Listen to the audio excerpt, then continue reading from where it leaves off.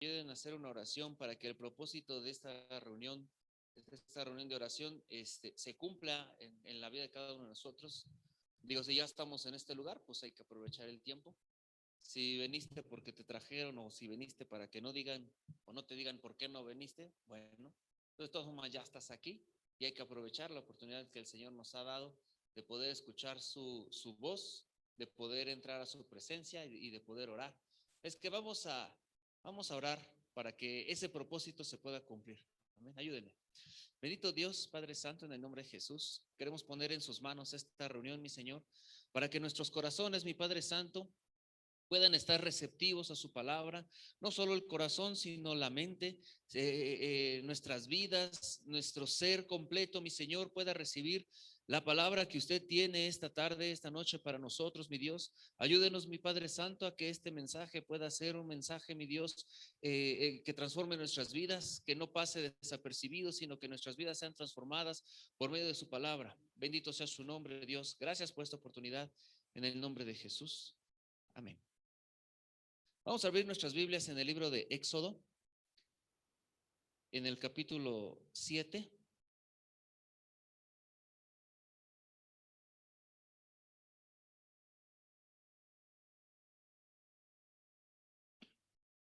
Éxodo 7, versículo del 8 al 13.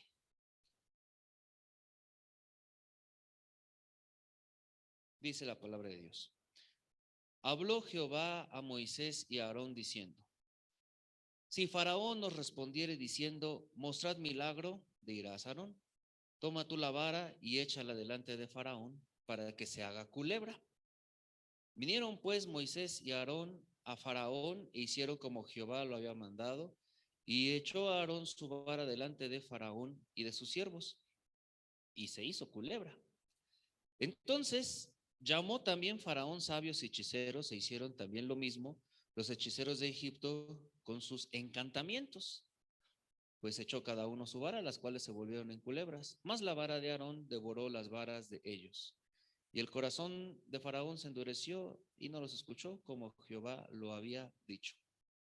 Bueno, vamos a leer en ese mismo capítulo ahora el versículo 20. Ahí adelantito dice: y Moisés y Aarón hicieron como Jehová lo mandó, y alzando la vara golpeó las aguas que había en el río en presencia de Faraón y sus siervos, y todas las aguas que había en el río se convirtieron en sangre. Asimismo los peces que había en el río murieron, y el río se corrompió tanto que los egipcios no podían beber de él, y hubo sangre por toda la tierra de Egipto. Y los hechiceros de Egipto hicieron lo mismo con sus encantamientos, y el corazón de Faraón se endureció y no los escuchó como Jehová lo había dicho. Más adelantito, en el capítulo 8, el del versículo 5, ahí mismo en Éxodo 8:5, dice: y Jehová dijo a Moisés: di a Aarón, extiende tu mano con tu vara sobre los ríos, arroyos y estanques, para que haga subir ranas sobre la tierra de Egipto. Entonces Aarón extendió su mano sobre las aguas de Egipto y subieron ranas que cubrieron la tierra de Egipto. Y los hechiceros hicieron lo mismo con sus encantamientos e hicieron venir ranas sobre la tierra de Egipto. Entonces Faraón llamó a Moisés y a Aarón y les dijo: orad a Jehová para que quite las ranas de mí y de mi pueblo, y deje ir a tu pueblo para que ofrezcan sacrificio a Jehová. Bueno, estas escrituras no son nuevas, las hemos leído. De hecho, pues, seguro ya pasamos por en la lectura del mes del capítulo 8, ¿no? ¿Qué es lo que notan en común de estas tres escrituras?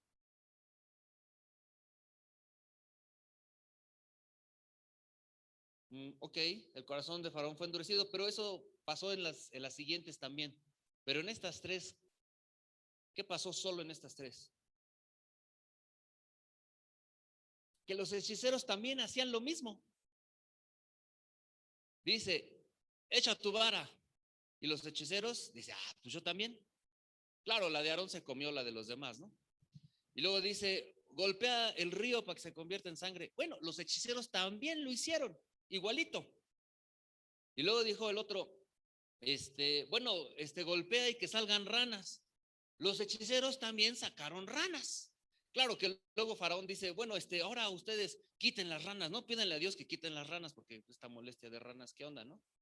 Pero tanto de parte de Dios como de parte de los hechiceros sucedieron los tres eventos sobrenaturales. Y quiero que pongamos atención en esa situación, de que no podemos irnos con la finta de que si sucede un evento sobrenatural, igualito a como si sucedería de parte de Dios, necesariamente es de parte de Dios. Vamos a leer ahora otra escritura en Hechos 16, nada más para terminar de cerrar esta idea y empezamos ahora sí el mensaje. Hechos 16, 16.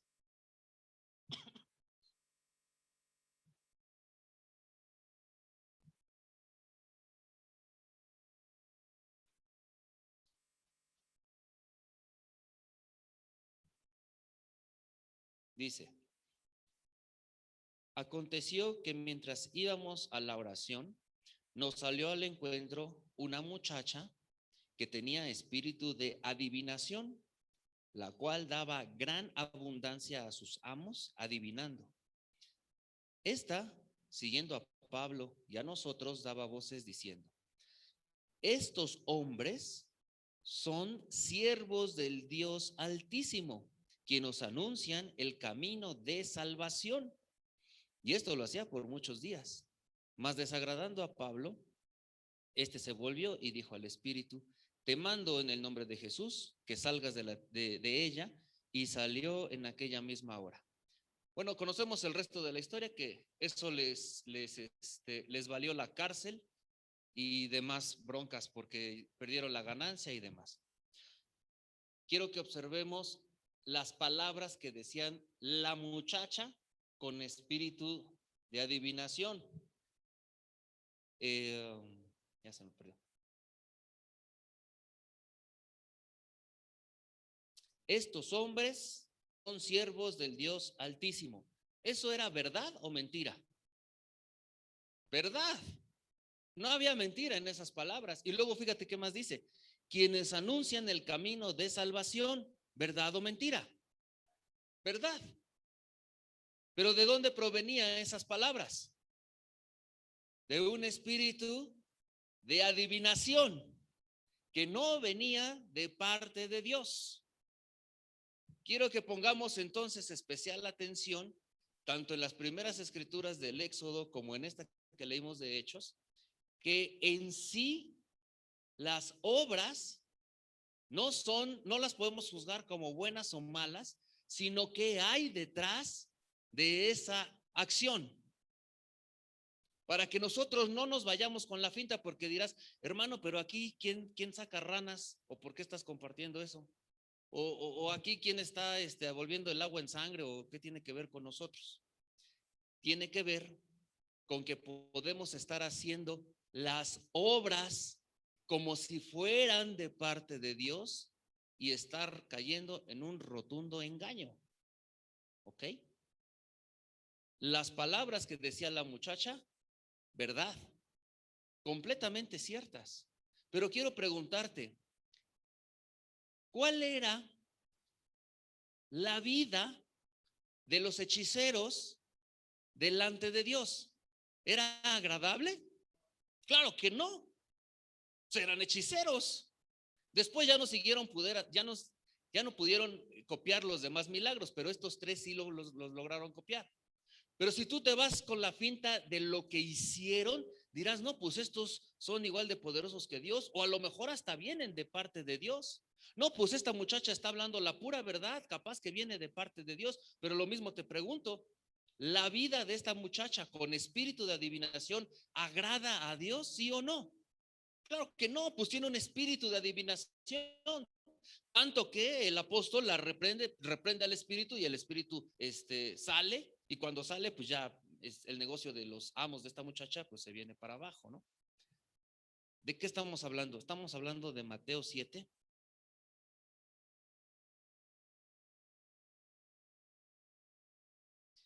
Mateo 7:15.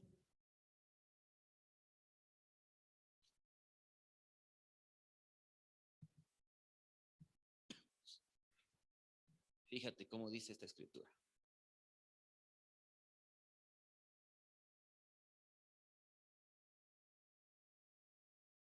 ¿Ya estamos? Mateo 7:15. Amén. Dice allí: guardaos de los falsos profetas que vienen a vosotros con vestidos de ovejas, pero por dentro son lobos rapaces. Por sus frutos los conoceréis. ¿Acaso se recogen uvas de los espinos o higos de los abrojos? Así, todo buen árbol da buenos frutos, pero el árbol malo da frutos malos. No puede el buen árbol dar malos frutos, ni el árbol malo dar frutos buenos. Todo árbol que no da buen fruto es cortado y echado en el fuego. Así que por sus frutos los conoceréis. Si comparamos o si hilamos las primeras escrituras con esta que está aquí, entonces tú dices, ok, esos falsos profetas hay que tener cuidado porque capaz que lo que están haciendo no son frutos correctos.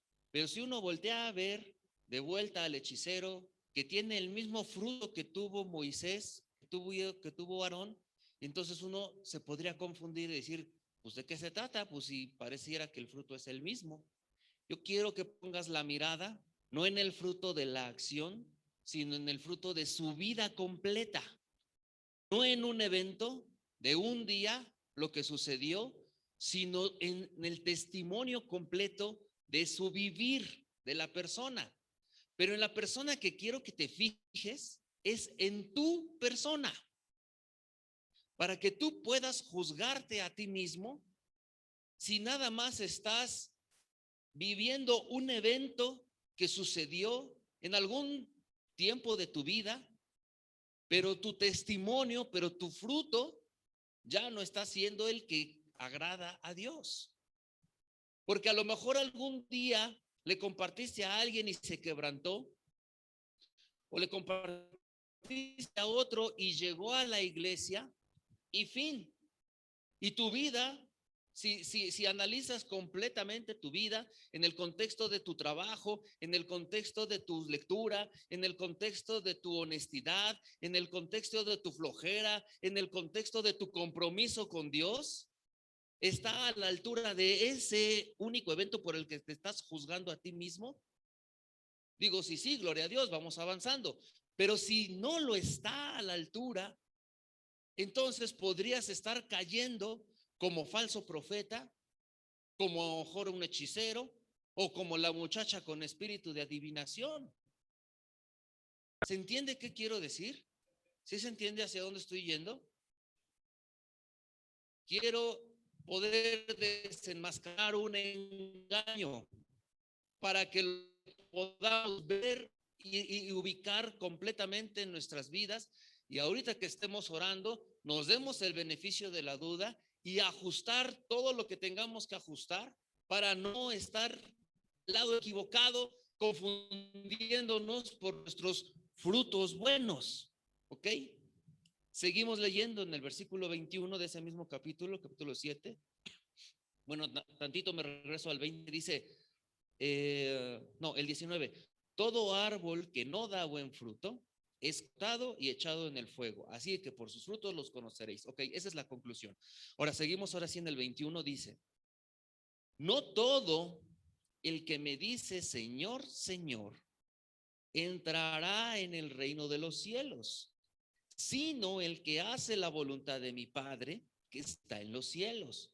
Muchos me dirán aquel día, Señor, Señor, ¿no profetizamos en tu nombre? Y en tu nombre echamos fuera demonios, y en tu nombre hicimos muchos milagros. Entonces les declararé, nunca os conocí, apartados de mí, hacedores de maldad. Sigue la misma idea. El Señor Jesucristo sigue hablando de lo mismo, como por si no nos hubiera quedado claro la primera escritura, porque tú dices, ok, bueno, entonces hay que cuidarnos de los falsos profetas. Como yo no soy profeta, más bien tengo que juzgar a los demás y ya no me juzgo a mí. Pero el Señor es bien sabio y dice, a ver, les voy a explicar bien de qué trata, ¿no? Entonces, por eso entra el versículo 21 y dice, no todo el que me dice Señor, Señor, y entonces ahí ya nadie nos podemos escapar. Porque a nuestro Señor le decimos Señor, amén. ¿O no le decimos Señor a nuestro Dios? Amén. Y dice que no todo el que le dice Señor, Señor, entrará al reino de los cielos. ¿Por qué? Porque también puede haber un engaño. Luego dice ahí, muchos me dirán, no profetizamos en tu nombre y en tu nombre echamos fuera demonios. O sea, les decía a los hermanos en la planeación, imagínate, sabemos de una persona que profetiza. Es decir, que lo que él ha hablado se ha estado cumpliendo constantemente. ¿Qué piensas? ¿Que está cerca de Dios o que no está cerca de Dios? Pues uno dirá, pues si lo que está diciendo se está cumpliendo, ok, pues es un profeta, ¿no? Y luego leemos ahí, y en tu nombre echamos fuera demonios. Entonces, hemos visto que esa persona ora y de repente, por el que se ora, ya no tiene la atadura del alcoholismo. No, pues este cuate a lo mejor sí está bien puesto para el Señor. Y luego además dice, y muchos milagros hicimos en tu nombre, ¿no? Esos eventos, así nada más aislados, nos pueden engañar. Y nos pueden engañar a nosotros mismos, autoengañar, pues. Quiero que podamos analizar nuestras vidas, no por frutos así aislados, sino en el contexto completo de nuestras vidas. Porque, repito, ¿cuál es el testimonio de los hechiceros? ¿Cuál es el ejemplo de vida de la muchacha con el espíritu de adivinación? No porque decía las palabras correctas y fueran verdaderas, era suficiente. Quiero decir que según Jesucristo, no son los eventos extraordinarios y sobrenaturales con los que tenemos que juzgar a las personas, pero yo quiero que con los que nos tenemos que juzgar a nosotros mismos, sino la manera en cómo tenemos que reconocernos es con nuestro testimonio, por cómo vivimos el día al día, el cómo decides, me voy a levantar a la oración, sí o no, voy a dedicar tiempo a la lectura, sí o no, voy a compartirle a fulano, sí o no, porque dice allí, quiero volver a leer, no todo el que me dice Señor, Señor entrará en el reino de los cielos, sino el que hace la voluntad de mi Padre. Más que hacer muchos milagros, más que profetizar, más que lo que tú quieras, lo que tenemos que hacer es la voluntad de nuestro Padre, de Dios. Ahora me queda muy claro que Jesucristo tenía que entrar en oración antes de ir a la cruz, porque él pudo haber hecho el milagro sobrenatural de morir en la cruz y resucitar el tercer día, pero si esa no era la voluntad de Dios, pues carecía de sentido que eso sucediera. Y entonces necesitaba estar seguro que su padre se lo revelara y que le dijera, Señor, ¿qué onda? Puede suceder que esta copa pase de mí, pero hágase tu voluntad. Y entonces Jesucristo recibe la confirmación, dice, éntrale. Y entonces él dice que va con el gozo puesto por delante a cumplir la voluntad de Dios Padre. Lo que necesitamos entonces no es un evento aislado, sino entrar en obediencia a Dios para poder conocer y hacer la voluntad de Dios en nuestras vidas. Y así es como entonces salimos del engaño, Señor, Señor, en tu nombre hicimos esto y aquello. ¿Esa era la voluntad del Padre para tu vida? ¿O qué era lo que estaba sucediendo? ¿Por qué estoy diciendo esto? Tú puedes ser un hermano que asiste a todos los servicios y la pregunta es, ¿por qué asistes a todos los servicios? Si tú asistes a los servicios para que no te digan, oye hermano, ¿por qué no has venido? Oye, ¿a poco no tuviste tiempo para venir? entonces ya no estás asistiendo, cumpliendo la voluntad del Padre. Estás asistiendo para que no te regañen a ti. Y entonces la intención de venir es tu carne, aunque suene raro, porque vienes para que tú no recibas un regaño. Pero si vienes porque has entendido que tienes una necesidad enorme de entrar a la presencia de Dios, de conocerlo, de conocer su voluntad, de obedecerlo, entonces la voluntad de Dios se está cumpliendo en tu vida, su reino se está extendiendo en tu corazón, y entonces no estar a la sorpresa de no todo el que me dice Señor, Señor. No sé si estoy dándome a entender. ¿Sí se entiende? A los ojos de todos los demás se va a ver igual. El hermano viene al servicio, pero en tu corazón es donde está la diferencia. Ya no vengo para que no me regañen, vengo por mi necesidad de Dios. Ya no hago mis lecturas para entregar mis resúmenes, hago mis lecturas por mi necesidad de Dios. Ya no comparto para que ahora sí yo pueda levantar mi mano y dar una victoria. Hermanos, ¿qué creen? Que la otra vez le compartí y te estás dando a ti mismo la gloria, sino que estás mirando la necesidad en el corazón de la persona, la necesidad de que se extienda el reino de Dios en otros corazones, y entonces por amor a Dios y obediencia lo haces. Te repito, externamente se va a ver igual. El hechicero y la vara de Aarón, o Aarón pues y Moisés y los hechiceros se vieron iguales, pero en el corazón no estaba lo mismo, y la trascendencia de ambos no fue la misma, y el destino de ambos tampoco fue el mismo, aunque la acción en sí se vea igual. Es un problema sutil, o es un engaño sutil en el que podemos estar cayendo.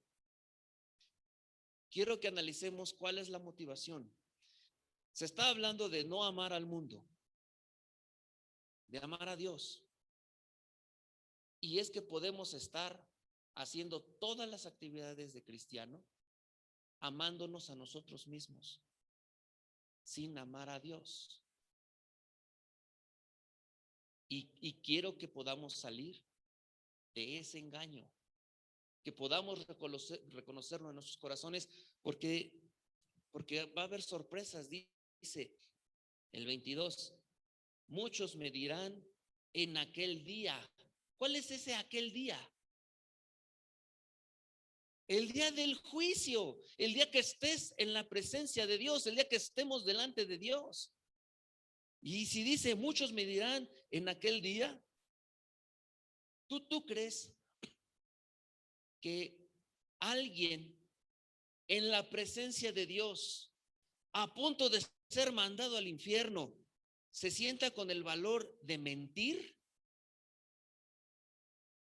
¿Qué piensas? ¿Mentirías delante de Dios? Dirías, aquí está Dios, voy a decirle una mentira, a ver si lo engaño y me cuelo para el cielo. ¿Te atreverías? ¿Piensas que alguien se atrevería a hacer eso? Pues yo creo que no.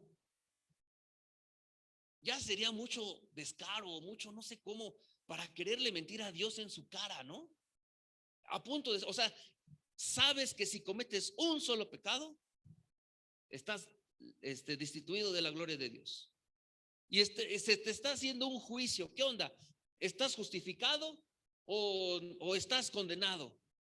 Y entonces en ese momento cometes un pecado evidente, flagrante, o sea, a Dios no se le puede engañar. Y le dices, no, Señor, es que en tu nombre echamos fuera demonios. O sea, ¿tú crees que eso fue mentira en la vida de esa persona? Era verdad. Seguro que echó fuera demonios, pero su corazón estaba quién sabe en dónde, pero estaba engañado. Y estando engañado, se atreve a decir la verdad desde su mente. La verdad es de donde la percibe él. Y ese engaño, ok, para la persona que está ahorita, que está ahí en ese momento ahí cuando está la escritura, pues ya no hay tiempo, ni modo, pelas. Pero tú y yo No estamos ahorita en aquel día. Tú y yo estamos, por la misericordia de Dios, con el tiempo de arrepentirnos, con el tiempo de corregir. No estamos en aquel día. Así es que tú analiza tu corazón, analiza tu vida. Ahorita vamos a estar orando. Señor, en tu nombre, ¿sí hice o no hice en tu nombre? ¿Lo hice por amor a ti? ¿Lo hice por amor a mi carne? ¿Lo hice para que me pusieran estrellita en la frente los hermanos de la iglesia? ¿Lo hice para querer ganarme el cielo por mis buenas obras? ¿O por qué lo hice? Porque ese día va a haber sorpresas. Él sentía que iba a entrar al cielo. Dice, si profeticé, si hice milagros, si ¿qué más hizo? Echó fuera demonios. Dice, yo oré por quién sabe cuántos y liberé a cuántas personas. Yo dije cuántas palabras de parte de Dios y se cumplieron. Yo hice tantísimos milagros que pues ni modo que no me merezca el cielo. En su mente. Ok, no es por obras. Es por la obediencia a Dios. Tenemos que conocer entonces la voluntad de Dios bien particular y bien específica sobre nuestras vidas. Hay un peligro grave, el más grave de todos los peligros que podemos vivir. Y fíjate que sigue diciendo el versículo 24. Cualquiera pues que oye estas palabras y las hace, le compararé a un hombre prudente que edificó su casa sobre la roca. Descendió lluvia, vinieron ríos y soplaron vientos y golpearon contra aquella casa y no cayó, porque estaba fundada sobre la roca. Gloria a Dios. Pero cualquiera que me oye estas palabras y no las hace, le compararé a un hombre insensato que edificó su casa sobre la arena. Descendió lluvia y vinieron ríos, soplaron vientos y dieron con ímpetu contra aquella casa y cayó y fue grande su ruina. Los dos edificaron, los dos hicieron. No hubo uno que se quedó con brazos cruzados y otro que se puso a trabajar. No, los dos invirtieron. Me atrevo a pensar que inclusive usaron el mismo tabique, pues, que compraron sus tabiques en el mismo lugar, la misma varilla, pues, porque no habla del tipo de construcción. Lo que la importancia es sobre qué está fundada sus acciones, su construcción, su hacer. Los dos compraron la Biblia en la misma librería, los dos tienen la misma versión, los dos leyeron los mismos versículos, pero uno leyó para conocer la voluntad de Dios y el otro leyó pues porque si no le iban a llamar la atención en la iglesia. Uno se fundó sobre la roca y el otro sobre la arena. Los dos hicieron. Si no estamos haciendo, ok, aquí hay un momento para empezar a comprometernos y hacer. Y si ya estamos haciendo, hay que entender por qué estamos haciendo. Porque el uno dice, y fue grande su ruina. Se llevó la sorpresa de su vida. No todo el que me dice, Señor, Señor. ¿Qué nos está motivando a acercarnos a Dios? ¿Qué nos está motivando a orar? En la medida en que nosotros vamos relacionándonos con Dios y lo vamos conociendo, nos vamos dando cuenta como que de su grandeza y de su santidad, pero de manera más real, más palpable. De manera que nuestras oraciones se van modificando. Yo recuerdo que las oraciones primeras eran, Señor, dame, ¿no? Señor, necesito esto y aquello. Y como que uno trajera su lista del súper y decirle, Señor, pues aquí está todo lo que necesito, te la doy, te la encargo y pues ya nada más me espero a que me cumplas todos mis deseos, ¿no? Pero cuando uno va conociendo a Dios y va conociendo su voluntad, Entonces uno empieza a decirle, Señor, ¿qué hago? Ya no es, Señor, ponte a hacer esto, esto y esto y lo otro, sino ahora es, Señor, ¿y yo qué hago? ¿Hacia dónde me muevo? ¿Cómo decido? ¿Cómo le hablo a este? ¿Cómo le comparto al otro? ¿Qué estrategias tomamos? Señor, ¿qué vamos a compartir ahora que llegue el sábado? Entonces la oración va cambiando porque Dios te va revelando su voluntad, porque vamos creciendo.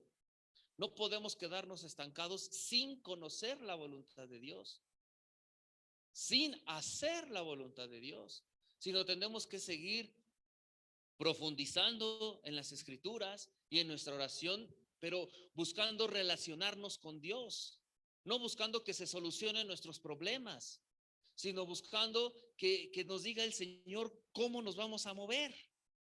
Señor, aquí está este problema, ¿qué hago? ¿Cómo me muevo? Y entonces uno lo comenta con su líder o lo comenta con el pastor. Pastor, estamos teniendo este problema aquí y allá. ¿Qué hacemos? ¿Cómo lo resolvemos? Pero entonces ya es una oración totalmente diferente. Y la lectura va también siendo bien diferente, porque vas entendiendo la palabra de Dios sobre tu vida de manera personal. Esa es la intención de que uno empiece a entregar resúmenes. Ok, yo entendí esto. Mis primeros resúmenes me acuerdo que eran literal un resumen. Y entonces yo le escribía a mi líder, pues en la Biblia pasó esto, y este es un resumen de la historia que leí. Y entonces el hermano me dijo, ok, es que pues sí es la palabra resumen, pero no quiero que me digas qué dice la Biblia. Quiero que me digas si eso que tiene que ver contigo. Y entonces me dijo que más o menos poco a poco, uno va entendiendo que la palabra que está ahí escrita tiene que ver con uno. Porque a veces dices, bueno, pues esta historia pasó hace tantos años y el sistema de político era otro y la economía era otra y las necesidades eran estas y ahora yo tengo otras necesidades que pues qué tiene que ver conmigo.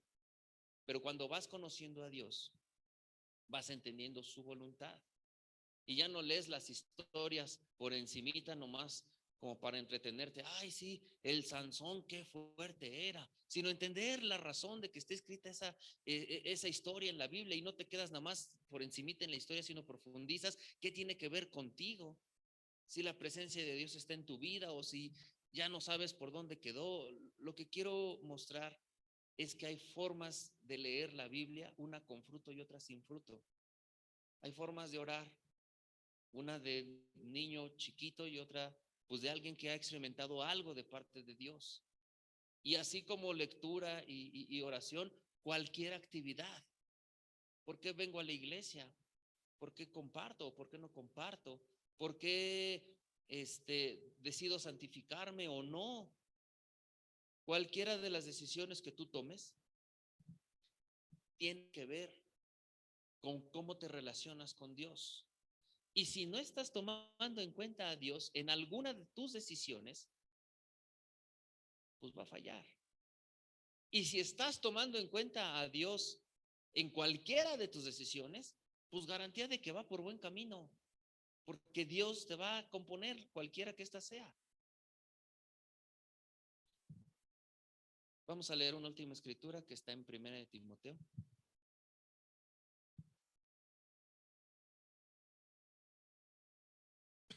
En el capítulo 4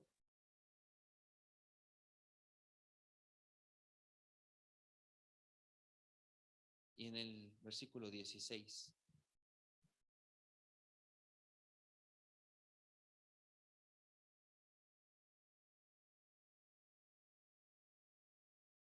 Ten cuidado de ti mismo y de la doctrina.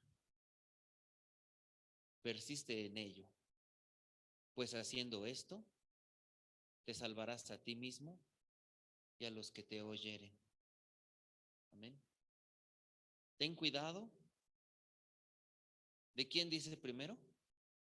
De ti mismo. Abusado cómo piensas, abusado cómo razonas, abusado cómo pones pretextos para hacer o no la obra de Dios, abusado cuál es el argumento para obedecer o no a Dios, abusado a quién estás amando con la decisión que tomaste, si al mundo, al reino de los cielos, a tu carne, ¿a quién?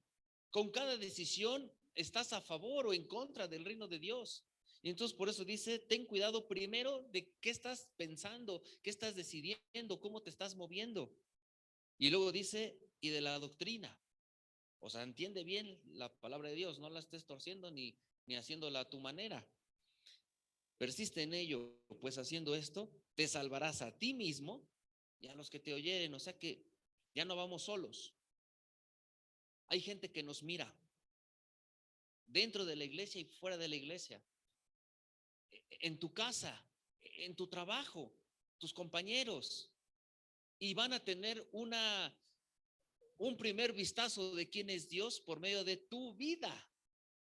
Y no podemos nosotros dar un mal ejemplo o mostrar un Dios raro con nuestras vidas.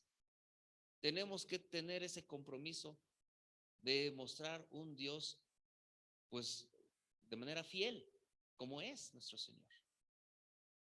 ¿Ok? Nuestro Señor, nuestro Dios, en su grandísimo amor que nos tiene, si nosotros podemos corresponderlo, entonces vamos a actuar en obediencia por amor a Él, no en obediencia para que no te regañen, o no en obediencia para que no digan, o no en obediencia pues para no atrasarme, sino en obediencia por amor a Dios. Entonces yo quiero que estemos orando de manera individual para que Dios nos escudriñe y nos muestre en nuestro corazón de la intención real, el motor que nos impulsa a hacer todo lo que hacemos. ¿O por qué no hacemos todo lo que hacemos? ¿Por qué no oro? ¿Por qué no leo? ¿Por qué no ayuno? ¿Por qué no comparto? Que Dios te muestre tu corazón y corrige. No todo el que me dice Señor, Señor, sino el que hace la voluntad de mi Padre que está en los cielos. Entonces, es muy amplio pues, pero es que es muy específico por cada uno. Que Dios nos muestre nuestro corazón y pedirle a Dios que nos esté ayudando para corregir. ¿Ok? Pues vamos a estar orando para que no nos llevemos una sorpresa en aquel día, sino que Dios nos esté en su misericordia y en su amor dando la oportunidad de corregir la forma en la que nos estamos moviendo. Pues vamos a tomar ese tiempo. Recuerda, dice Jesucristo, que a las personas se les conoce por sus frutos. No te vayas con la finta de un fruto aislado, sino vive o mira el contexto de tu vida completa. Okay. Gloria a Dios. Vamos a orar. Aleluya.